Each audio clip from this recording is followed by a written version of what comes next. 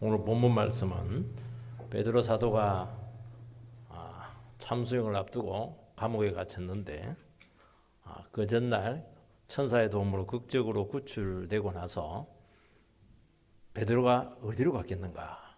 여러분이라면 어디로 갔겠습니까? 자기 집으로 갔겠습니까? 아니면 멀리 도망갔겠습니까? 기도하고 있는 마가의 다락방으로 찾아갔습니다. 왜냐하면 구원의 소식을 너무 전하고 싶었기 때문이죠. 자기도 베드로도 못 믿었어요. 자기가 이렇게 구출될 것이라고는 못 믿었어요. 그러니까 기도하고 있는 그 성도님들도 못 믿죠. 그걸 생생히 기록을 해요. 못 믿은 걸 계속 기록을 합니다. 근데 일어났어요.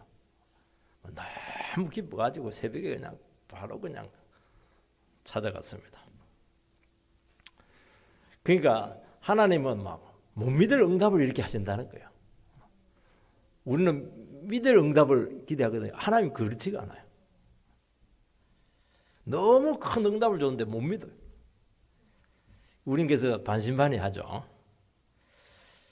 참 기도하면서도 한숨 막 절망하고 이렇게 하는데 그게 우리의 모습이라는 거예요. 우리만 그런 게 아니고 신앙 그렇게 좋아하던 초대교회 성도들의 모습도 마찬가지였어요. 하나님께서 나올 수 없는 그 감옥에서 베드로를 구출해낸 이것은 직접적인 개입입니다. 이거는 성도들에게만 주시는 메시지가 아니고 핍박하고 있는 그 헤로당과 그 당국자들에게 엄청난 경고죠. 그러면서 한 풀을 딱 꺾어 놓습니다. 우리는 막 그들 싹 쓸어버리고 싶은데 그렇게 안 해요. 하나님께서는 탁 강도를 꺾어 놓습니다. 그러면서 교회를 지켜내는 것이죠. 탁 꺾일 때 악한 자들은 자숙을 해야 되는데 안 그래요.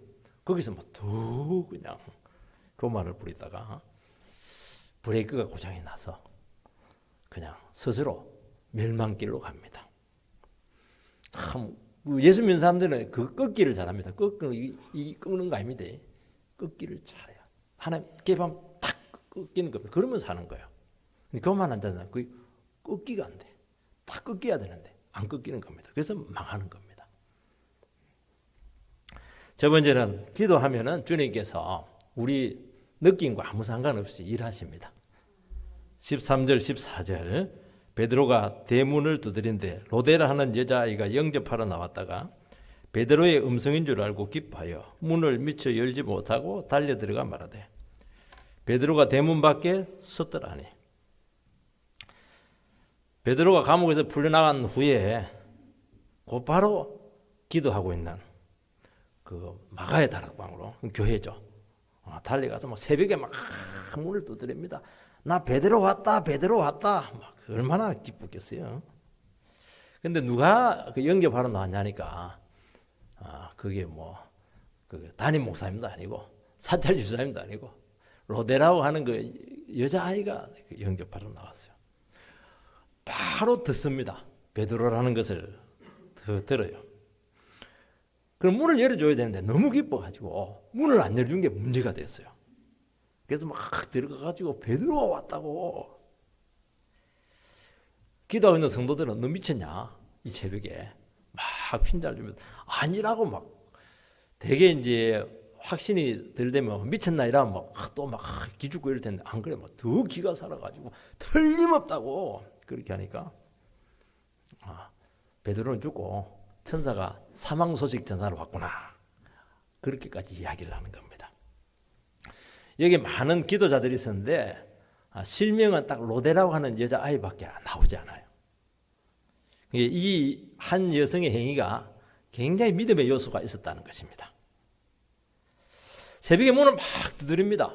지금 뭐 잠도 못 자고 내일 되면 이제 참수당할 텐데 베드로가 막 문을 두드리고 막 새벽에 또 얼마나 시끄러워요. 그러면 뭐 그 기도하는 사람들은 비밀 경찰일지 몰라. 베드로가 다 불었어. 우리 일망타진이야. 그럴 수 있죠. 누가 나섰냐니까 남자도 아니고 거기 책임자도 아니고 힘센 막 이런 사람도 아니고 연약한 한 여성이 용감하게 나가서 영접을 합니다. 위기 때 보면은 남편들은 막 그냥 목 쳐박고 이렇게 하는데 여자들이 딱 나가가지고 왜 왔냐고 막 그렇게 하는 경우가 똑같아요. 용감하죠. 만약에 로데라고 하는 이 여성이 베드로가 살아올 수 없다고 진짜 그렇게 여겼다면은 베드로의 음성을 절대로 알아듣지 못했을 겁니다. 그럴 리가 없다는 거죠. 그런데도 불구하고 그 안에 있는 성도들이 막 추궁하는 말에도 아니라고, 나는 거짓말이 아니라고, 나는 참말이라고 확신 있게 이야기를 하는 거예요. 야, 딱 이런 사람이 한 사람이 거기에 있었다는 겁니다. 이게요, 낙심과 불신에 빠진 공동체에 활력을 막, 생기를 막 불어넣습니다. 지금은 너무 착잡하고 너무 낙심되어 있고 너무 절망이 있는데 막 한 여자가 막 베드로가 살아왔다고 막 기뻐가지고 막 그냥 막 그렇게 이야기하는 겁니다. 제자들은 함께 모여서 기도했지만 막 너무 두려웠어요. 그래도 너무 엄청난 일이라서 믿을 수가 없었어요. 이거 보면 기뻐해요. 유일하게 기뻐했어요. 유일하게 로데가 기뻐했습니다. 그러니까 한순간에 어둠이 사라지고 그 눌렸던 거기에 막 소망이 막 싹 트기 시작했어요. 이거는 뭐냐? 기도자에게 주시는 하나님의 축복입니다. 교회에 주시는 간격이죠. 우리가 막 기뻐해야지 그런다고 기뻐되는 게 아니에요. 생각지도 못했는데 막 우리는 안 된다고 생각을 했고, 설마 이렇게 빨리 응답이 될 줄 누가 알았겠어요? 응답이 안 된다고 생각했죠. 순교나 잘하시라고 부인하지 말고 그렇게 됐는데 아니에요. 막 하나님께서 역사를 해버리니까 막 너무 엄청난 일이 생긴 거예요. 못 믿는 거야. 서로 자기들끼리 못 믿어가지고 막 너무 개그잖아요. 이거 지금 개그하고 있잖아요. 지금 이 사람들이 개그가 아니에요. 이게 못 믿어서 그런 거예요. 지금 어려운 수술이나 집안에 절대절명의 위기를 앞두고 기도하죠. 또 교회가 굉장히 어려울 수 있는 고비들이 있어요. 교회를 해보면 그런 경우들이 있어요. 굉장히 곤란한 상황들이 많아요. 이거는 절대로 현실적으로 극복할 수가 없어요. 기도하면서도 막 속으로는 그냥 안 된다. 왜냐하면 기댈 것도 없고 부탁할 것도 없기 때문이죠. 근데 문제는 이번에 잘못되면 일어설 수가 없는 거예요. 이게 뭐냐? 이번에 우리 집안에 잘못되면 여기서 끝이에요. 그건 알잖아요. 야고보하고 또 달라요. 베드로는 또 달라요. 입이 마르고 속이 막 차들어갑니다. 기도하면서도 막 믿기지가 않아요. 기도하는데 전혀 상황 변화가 없고 마지막까지 새벽까지 막 가슴을 탁 졸이면서 그냥 일주일 동안 기도했을 텐데 일주일 동안 기도했을 때 잠 못 자고 얼마나 지치고 힘들었겠어요. 하나님은 보이지가 않아요. 그동안 기도하며 이루어 놓은 것이 한순간에 숲으로 들어갈 수가 있어요. 이번에 안 되면 끝나는 거예요. 그런데 도무지 믿음이 안 생기는 겁니다. 하나님께서는 참 놀라우십니다. 그건 우리 생각이고 하나님은 반드시 역사하시고 우리 성도님과 가정과 교회를 지키십니다. 이렇게 지키는 거예요. 내 느낌하고 달라요. 내 믿음하고 달라요. 그런데 이런 기쁨과 이 감격은 그 절망지고 힘든 상황 가운데서도 그래도 그냥 입을 벌려서 기도한 영혼들에게 주시는 축복입니다. 하나님께서 역사하시면은요, 특징이 하나 있습니다. 아무리 절망지고 완전히 꺾였더라도요, 한순간에 생기가 돌면서 하나님께서 일하시고 있다. 하나님이 우리를 잊지 않았다. 하나님께서 우리 교회와 우리 가정과 우리를 굉장히 기뻐하고 있다. 이거 아니겠어요? 그러면서 절망에서 소망으로 다 이게 바뀌어버립니다. 그래서 이 기도하는 영혼들에게 하나님께서는 이런 반전의 역사를 주신다는 거예요. 막판 뒤집게요. 막판에 확 뒤집어버리는 거예요. 막판에. 그래서 우리는 망했을 때, 끝났을 때, 하나님의 임재를 느낄 수가 없을 때 참 그때가 굉장히 중요한 시점이라는 것을 말씀하고 있어요. 왜냐하면 그때 하나님께서 일하시고 계세요. 여러분, 대개는 하나님이 우리와 함께 일하실 때가 많거든요. 근데 너무 어려울 때는 함께 할 수 있는 여지가 없어요. 우리가 상관없이 하나님께 알아서 일하세요, 그냥. 그리고 특별한 계획을 가지고 도우신다는 거예요. 그러면서 하나님 도움 없이는 안 되는구나. 주님이 교회를 세우고 성도를 붙드시는구나 하는 고백을 우리에게 받아내신다는 거예요. 그래서 임재를 경험하고 믿음이 부쩍부쩍 자라는 것을 알 수가 있습니다. 그래서 우리는 생각을 해야 됩니다. 무슨 생각을 해야 됩니까? 가장 기도하기 힘들 때 그때 기도해야 될 때라는 거예요. 가장 충성하기 어려울 때 그때 충성을 하시기 바랍니다. 그러면 그때 막 팍팍 자라요. 아이고 기도할 만하다 이게 아니라는 거예요. 기도할 수 없을 때 기도해라는 거예요. 가장 믿음이 요구될 때 가장 믿기 어려운 순간들이 있거든요.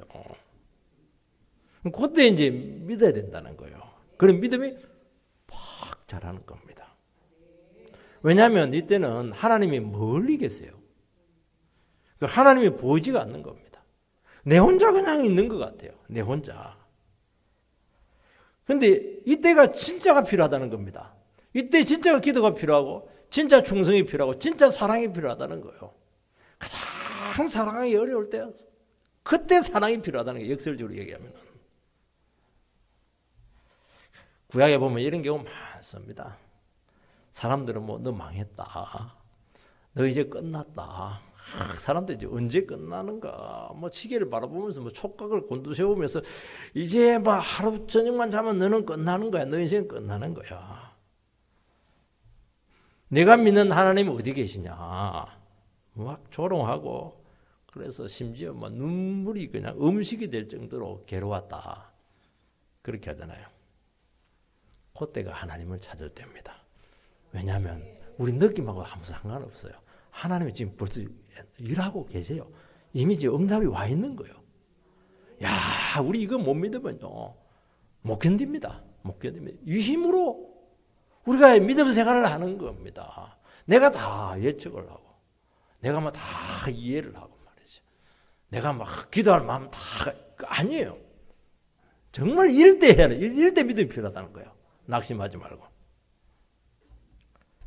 두 번째는 진짜 기도해야 될 때라는 겁니다. 14절에서 16절 읽어보면 그들이 말하되 내가 미쳤다 하나 여자아이는 힘써 말하되 참말이라 하니 그들이 말하되 그러면 그의 천사라 하더라. 베드로가 문 두드리기를 거치지 아니하니 그들이 문을 열어 베드로를 보고 놀라는지라. 기도를 얼마나 했습니까? 같이. 실제 이제 응답이 일어났는데 막상 이제 그 사실을 이 성도님들이 받아들이지 못하고 있습니다. 왜냐하면 너무나 엄청난 일이었죠. 이렇게 빨리 응답될 줄은 뭐 꿈에도 생각하지 못했죠. 그 전에도 야고보는 참수를 또 당했어요. 야고보 사도는. 그래서 우리는 기도 응답을 받을 때도 믿음이 참 필요합니다. 여러분 기도하고서 하나님께서 응답을 주셨습니다. 우리에게 축복을 주셨습니다. 근데 우리는 하나님께서 이렇게 축복하실 리가 없다고 애써 받으려고 하지 않는 겁니다. 그래서 주님께서는 너희들이 기도하면 이미 받은 줄로 믿어라. 이미 받은 줄로 믿어라. 믿으라는 거예요. 받은 줄로 믿으라는 거예요. 안 믿잖아요. 눈에 딱 들어와야 믿잖아요. 들어와도 안 믿거든요. 믿음으로 준비가 안 돼 있는 거예요. 이거는 응답에 대한 확신에 대한 문제입니다. 응답 하나님께서 이미 받은 줄로 믿어라. 이미 응답을 했다. 그걸 믿고 아니면 응답할지 안 할지 모르겠다 생각하고 다른 거예요. 벌써 대처가 달라요. 그때부터 믿음으로 대처를 합니다. 이미. 계속 의심이 생길 수밖에 없죠. 그래서 믿음으로 불안을 이기고 의심을 계속 제압을 해나가시라는 겁니다. 그러면 반드시 역사가 일어나게 된다고 말씀하고 있어요. 왜냐하면 우리는 생각할 때 내가 중요하거든요. 기도하는 내가 중요하다고 생각하는데 안 그렇습니다. 기도를 받으시는 하나님이 중요한 거예요. 하나님이 어떤 분이냐는 것입니다. 우리는 기도를 내가 많이 했냐 그것도 중요해요. 얼마나 간절히 했나 기도할 때 뭐 뜨끔한 게 있더라 그런 것도 중요해요. 그러나 중요한 것은 내 기도를 누가 받느냐는 거예요. 내 기도를 누가 받습니까? 옆집 아저씨가 받으세요?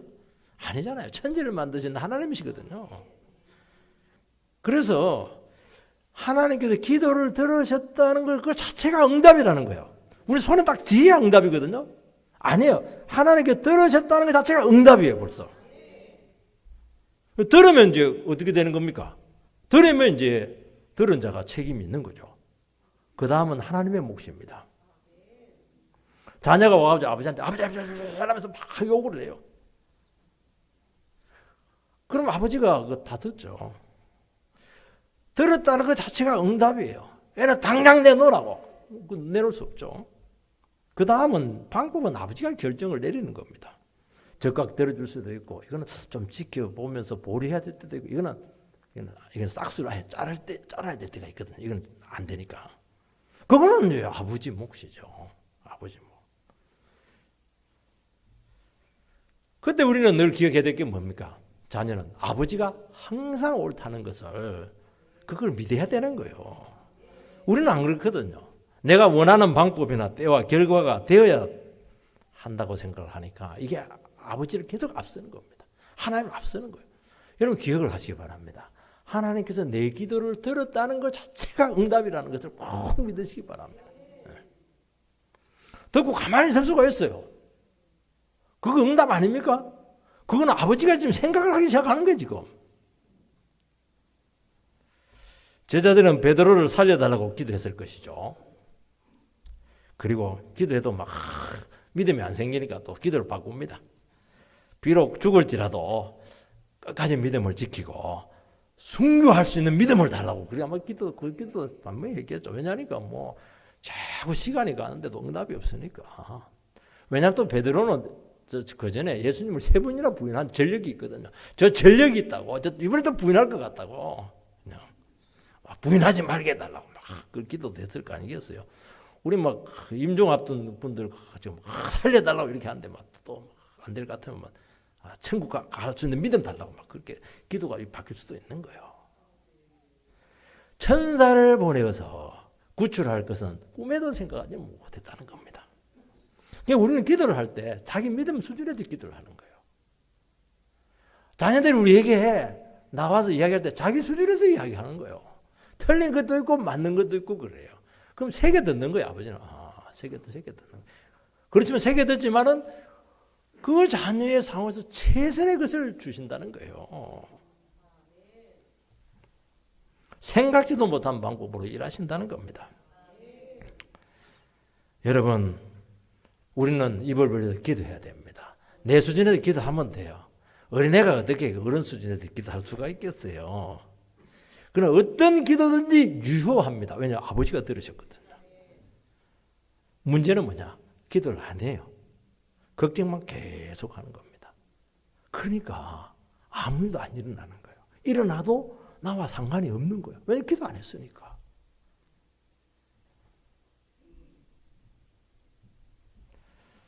주님은 어떻게 역사할지 우리는 또 믿음으로 맡기시기 바랍니다. 대개 이런 일이 참 많이 일어납니다. 실제 상황에서는 우리는 안 그런 것인데 암 환자들이 더 가면요, 되게 뭐 안 됩니다. 집에 가서 편히 그냥 잘 주무시고 그냥 잘 드시라고. 그거는 이제 끝났다는 거예요. 3개월, 어떤 거 1개월이더라고요. 급성 이런 것들은 보니까요, 그 사형 판결 받잖아요. 그냥 기도하죠. 기도하면서 뭐 생명은 하나님께 속합니다. 그냥 하나님께서 어떻게 역사하실지 아무도 모릅니다. 그 뭐 맡기고 담대하게 대처하는 분들이 계세요. 참 3개월인데 저희 교회도 그때 믿음이 없으신 우리 집사람이었던 것 같은데 50대 그냥 사형 선고 받았어요. 근데 지금도 살아계셔 예배 드리고 있잖아요. 20년, 30년 된 것 같아요. 그거 몰라요, 여러분들. 몰라요. 이번에도 뭐 수술했는데, 이분은 뭐 수술은 겁을 안 내요. 어떤 믿음인지. 생명이 뭐 의사가 말에 달려있냐? 하나님 손에 달려있지? 참 담대하더라고. 이게 모르는 거예요. 어떻게 역사할지 모르는 거예요, 이게. 그냥 맡기세요. 그러면 생각하는 것 이상으로 넘치도록 하신다고 분명히 말씀하고 있습니다. 그 증거가 있잖아요, 우리 가운데. 맡기세요. 에베소서 3장 20절을 띄워주시기 바랍니다. 에베소서 3장 20절. 같이 읽겠습니다. 시작. 우리 가운데서 역사하시는 능력대로 우리가 구하거나 생각하는 모든 것에 더 넘치도록 능히 하실 얘기가 아름답잖아요. 우리 가운데서 역사하시는 능력대로 우리가 구하거나 생각하는 모든 것에 더 넘치도록 능히 하신다는 거예요. 더 넘치도록 능히 하신다는 거예요. 우리는 믿음이 적어가지고 막 이 정도 수준인데 아니라 더 넘치도록 능히 하실 수가 있으시다. 믿음으로 받으시기 바랍니다. 여러분, 주님이 어떻게 하실지 아무도 몰라요.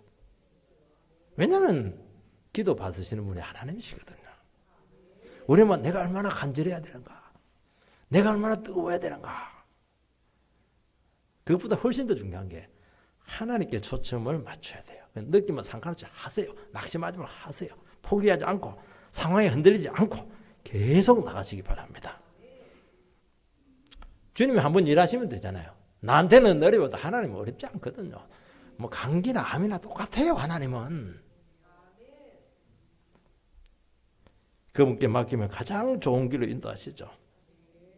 그래서 내 방식대로 너무 그렇게 생각하지 말고 또 안 된다고 연연해 하지 말고 그냥 그게 너무 진을 빼거든요. 왜냐하면 그렇게 하면 기도를 안 해요. 여러분, 내 방법보다 더 능력 있는 방식으로 해결할 겁니다. 머리털 하나 손상당하지 않도록 하나님께서 완전한 승리를 주실 줄을 믿습니다. 세상은 이런 승리 없거든요. 하나님 길 하니까 막 나는 한 거 하나도 없는데 막 완벽한 응답을 주신다는 거예요. 그러면서 내 자신을 확 뛰어넘잖아요. 세 번째는 기도자의 앞길을 주님께서 인도하십니다. 17절 말씀을 보면 베드로가 그들에게 손짓하여 조용하게 하고 주께서 자기를 이끌어 옥에서 나오게 하던 일을 말하고 또 야고보와 형제들에게 이 말을 전하라 하고 떠나 다른 곳으로 가니라. 새벽입니다. 막 여기서 뭐 소동이 일어나서 조용. 옆집 깨우면 안 되니까 민원 들어가니까 조용해라 이렇게 손짓하면서 감옥에서 천사가 나를 구해 주었다. 그걸 성도들에게 이야기를 합니다. 얼마나 기쁜 소식이에요. 최고의 복음이죠. 그러니까 베드로는 기도의 능력을 알았고 하나님이 일하시면 함께 나누고 싶었던 거예요. 정말 이건 너무 귀한 소식이잖아요. 여러분, 함께 기도하는 공동체가 있다는 것 자체가 강력한 힘이 된다는 거예요. 나를 위해서 성도들이 기도하는 것만 생각해도 힘이 불뚝불뚝 나잖아요. 이 복음성가 중에도 그거 있더라. 당신이 지쳐서 기도할 수 없고 눈물이 빗물처럼 흘러내릴 때 누군가 너를 위해서 기도한다고. 기도 소리 들리는 것 같아요. 내가 어려울 때. 내 혼자 있지 않아요. 내가 외로워서 마음이 무너질 때 누군가 너를 위해서 기도한다. 그렇게 돼 있잖아요. 당신이 외로이 홀로 남았을 때 누군가 너를 위해서 기도한다. 정말 얼마나 절박적인 상황이에요. 나는 기도 못해도요. 누군가 기도해 주고 있어요. 교회에서. 형제가, 자매가. 이번에 그 맞춤 전도 세미나에서 여성민 목사님 오셔가지고 동영상 하나 틀었는데 부모님들이 참 교회를 왔어요. 참 교회를 와가지고 예배를 드리니까 얼마나 생소하겠습니까? 그 자녀들이 전부 다 지하에 다 모였더라고. 거기서 막 그냥 부모를 위해서 기도하고 위에서는 예배를 드리고 밑에서는 그냥 막 기도하고 그렇게 역사가 크더라니까요. 제가 신학교를 다닐 때 한 유명한 강사님이 지금 은퇴를 했어요. 한 가지를 말씀했는데 굉장히 인상에 남았습니다. 목사와 신학교 교수의 차이가 뭘까? 그 얘기를 하더라고요. 신학 교수님은 박사님이지. 목사님들도 박사님 많아요. 그게 아니라는 거예요. 목사는 성도님들이 목사를 위해서 기도해 준다는 거예요. 교수님은 기도 무대가 없다는 거예요. 그 외롭다는 거예요. 아, 그거 맞더라고. 우리 성도님들이 저를 위해서 기도하잖아요. 새벽마다. 그 힘으로 사실은 못 하는 거예요. 여러분, 베드로는 야고보와 형제들에게, 이 야고보는 순교한 야고보가 아니고 예수님의 친동생 야고보입니다. 아주 믿음이 좋아서 예루살렘 일대 총회장이 돼요. 전하라는 거예요. 그리고 어떻게 하냐니까 떠나버립니다. 그거 안 했어요. 왜냐하면 당국에서 또 체포하러 올 것이기 때문이죠. 떠나는 장소가 나와 있지 않습니다. 갈라디아서에서 보면 이제 안디옥에 나타납니다. 그리고 고린도전서에 보면은 이제 베드로 사도가 고린도에 와서 1대가 바울, 2대가 아볼로, 3대가 게바 이렇게 된 거예요. 그래서 세 번째 담임 목사로 왔던 것을 알 수가 있고, 고린도후서에 보면은 아내와 함께 그 해를 그때 같이 이제 투어를 했어요. 부부가 같이 동시사역을 했던 것으로 생각이 돼요. 베드로 전서에 보면은 이제 구체적인 이제 편지를 받는 그 수신자가 나오는데 그 소아시아 지역입니다. 본도, 갈라디아, 가파도기아, 아시아, 비두니아, 지금 터키 지역이에요. 거기에 막 핍박받고 있는 교회들에게 편지를 하고 있는데 그 결국에는 베드로가 그거 다 돌았다는 거예요. 이게. 그 사도행전 15장에 보면은 예루살렘 총회에 다시 등장을 합니다. 이것은 뭘 얘기하니까 베드로의 사역이 달라졌다는 걸 이야기하는 거예요. 주님은 땅끝까지 가서 복음을 전하라고 했는데 베드로는 여전히 예루살렘 안에 남아 있었어요. 주님께서는 이제 이 핍박을 통해서 섭리적으로 베드로를 막 외부로 막 떠나게 만들어 버렸어요. 얼마나 같이 있고 싶었겠어요. 그 기도하는 부대도 있고 그냥 형제들과 같이 사역하고 싶은데 그냥 주님께는 그렇게 하지 않고 새벽에 그냥 이끌어 버렸습니다. 여러분, 기도자는 앞길을 자기가 이끄는 게 아닙니다. 하나님께서 이끌어 가십니다. 우리는 그래서 어떻게 해야 되냐니까 있을 때 잘해. 그 유행가 가사인지 모르겠는데 있을 때 잘해 그 얘기 하잖아요. 같이 살 때 잘해. 같이 교회 있을 때 잘해. 우리 어떻게 될지 몰라요. 있을 때 서로 사랑하고 있을 때 서로 섬기고 같이 손잡고 기도하고 같이 전도하고 복음 전하고 있을 때 잘하세요. 가고 나서 막 후회된다. 왜 그렇게 얘기해요? 있을 때 잘하세요. 나중에는 있고 싶어도 없어요. 주님은 각자에게 맞게 일하십니다. 사람은 편한 곳, 익숙한 곳, 미래가 예측되는 곳에서 안주하려고 합니다. 이건 누구나 마찬가지입니다. 자기를 깨서 힘든 곳을 주님께서는 보낼 수가 있어요. 있고 싶은 데도 못 있어요, 여러분들. 우리 생각 같아서는 베드로 정도급이 되면은 예루살렘 총회장 자리 하나 주겠나. 가톨릭에서는 이 신학이 틀렸어요.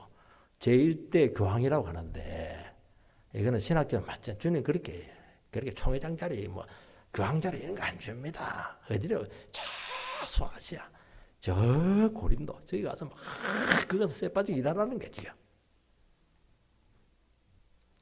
여러분, 기도하는 영혼들, 말씀의 이끄심을 받는 영혼들은 자기 자신을 주께서 하늘의 미랄로 썩어질 곳으로 보냄을 받으신다는 것을, 거기서 십자가를 지게 하신다는 것입니다. 그게 기도자에게 주시는 하나님의 이끄심이에요. 제가 사역을 할 때 하나님께 이런 기도를 하게 했습니다. 아주 진지하게 기도하겠어. 굉장히 어려울 때인데 내 사역에 또 미래의 문제를 두고 하나님께서 아주 중요한 기도를 하게 했어요.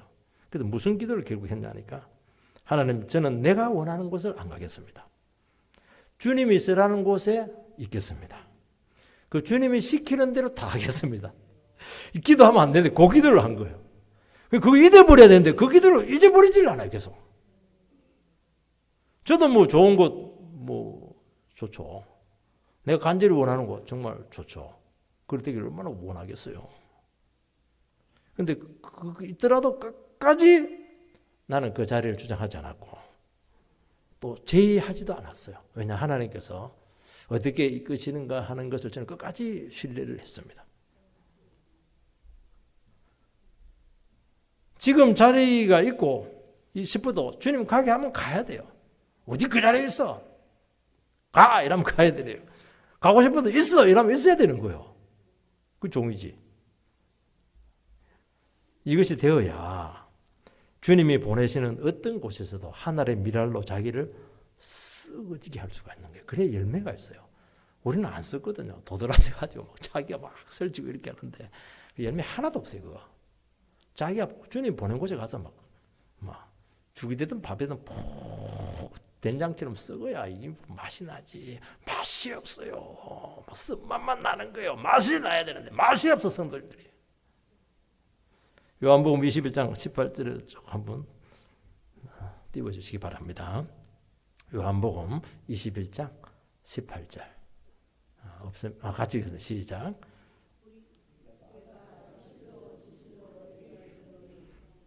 젊어서는 스스로 띠뛰고 원하는 곳으로 다녔거니와 늙어서는 내 팔을 벌리리니 남이 내게 띠띠우고 원하지 아니하는 곳으로 데려가리라. 참 말은 참 오래 되는데 힘든 거예요. 젊을 때는 막 그냥 자기 막 하고 싶은 대로 다 합니다. 아니, 그건 아직 신앙을 몰라서 그래요. 시간 지내봐라. 남이 네 개목걸이 딱 채워가지고 니를 막 끌고 다닌다는 거. 그게 신앙이에요. 네 원하지 않는 곳으로 가는 겁니다. 각오를 잘 하시기 바랍니다. 거기에 열매가 있어요. 거기에 역사가 나타나요. 거기에 하는 영광이 있어요. 최고로 좋은 거 거기에 있는 거예요. 여러분 생각할 때 되면 큰일 납니다. 그러면 안 돼요. 그걸 빨리 배우셔야 돼요. 그래야 썩어야 돼요. 썩어야 돼요. 능평교에 있으면 능평교에서 썩으세요. 왜 안 썩으려고 그래요? 한 번은 다른 데 갖다 놓고 그렇게 한번 다녀봐도 안 돼요. 막 썩으세요. 주님께서 그 귀한 종을 얼마나 귀하게 쓰였어요. 여기 아까우면 또 더 넓은 지경으로 옮길 겁니다. 그 믿음 왜 없으세요? 네 번째는 교만한 자를 심판합니다. 18절 19절. 나르셈의 군인들은 베드로가 어떻게 되었는지 알지 못하여 적지 않게 소동하니 헤롯이 그를 찾아도 보지 못하며 파수꾼들을 신문하고 죽이라 명하니라. 헤롯이 유대를 떠나 가이사랴로 내려가 머무니라. 베드로를 지키기 위해서는 4명이 4개조가 되어서 6시간씩 지키게 했고 두 사람은 양쪽에 같이 베드로하고 같이 수갑을 양손에 묶습니다. 도망 못 가요. 간수들이 같이 잠을 자요. 근데 하나님께서는 거기서 구출해냅니다. 이건 하나님의 역사입니다. 헤롯은 이 소식을 듣고 너무 화가 나가지고 파수꾼들 다 죽여버렸어요. 죽이면 안 되는데 하나님이 한 건데.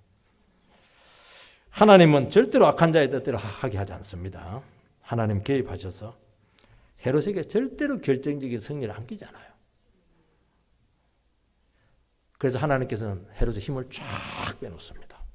그리고 그때부터 점점 몰락하는 겁니다.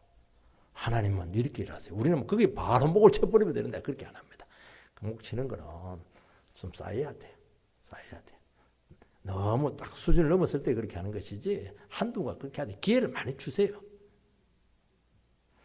헤롯이 하나님의 개입을 인정하지 않습니다. 왜냐하면 자숙하지 않아요. 더 화를 내요. 교만한 자의 특징은 뭐냐? 브레이크가 없어요. 그냥 막 갈 때까지 가는 거예요. 그게 대형사고입니다. 심판을 자초하는 것이죠.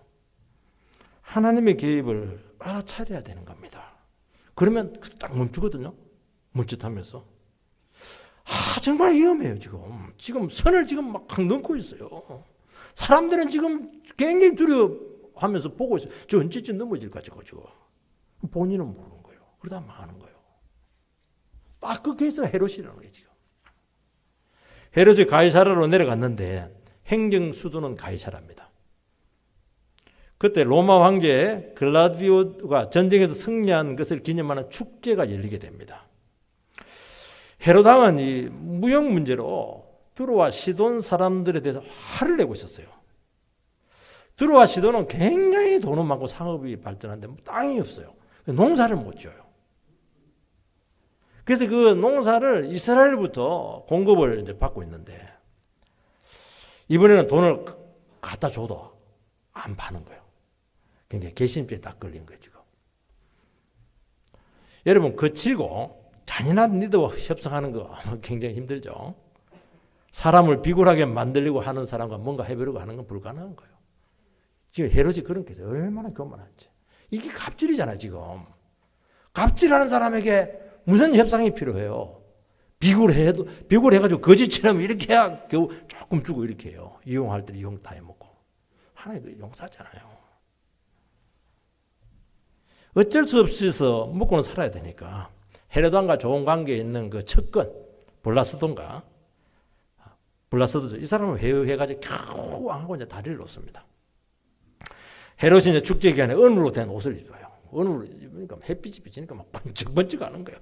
와, 사람 신이다 이러면서 목소리가 좋았던지 막 연설을 하는데 막 백성들이 막 입에 침이 마르도록 아침을 해요. 저거는 인간의 소리가 아니다. 저 신의 소리다 말이지. 그렇게 하는 거예요. 그리고 이 사람들이 왜 그런 얘기합니까? 그 들어와시던 사람들이 박수 부대를 보낸 거예요. 막 들뜨게 만들어라. 그렇게 한 거예요. 너무 기뻐가지고 하나님께 영광을 돌리지 않다가 주의 사자가 와서 그냥 충을 보내가지고 막 충한테 그냥 뜯겨서 죽어버렸어요. 대개 이제 그 급성장폐색증이다. 여러분 어릴 때 보면 그 회충 같은 거 탁 꼬이면은 이게 막 죽거든요. 5일 만에 죽어요, 사람이. 너가 신이야? 신이 어떻게 그 벌레한테 뜯겨서 죽냐? 하나님 비참하게 만듭니다. 너 인간이잖아. 벌레 반응 못한 인간아. 그걸 인정하고 딱 죽게 만듭니다. 너무 악한 짓을 해요. 너무 교만했거든. 여러분 한동안은 악한 자가 득세하는 것 같지만은 하나님께서 지켜보시다가 도를 딱 넘어서면은 바로 심판입니다. 하나님 백성들은 이 심판을 보면서 하나님을 정말 두려워야 됩니다. 두려워야 될 사람은 헤롯이 아니에요. 하나님이 두려우시다는 거예요. 여러분 누구를 지금 두려워하세요? 하나님이 두렵잖아요.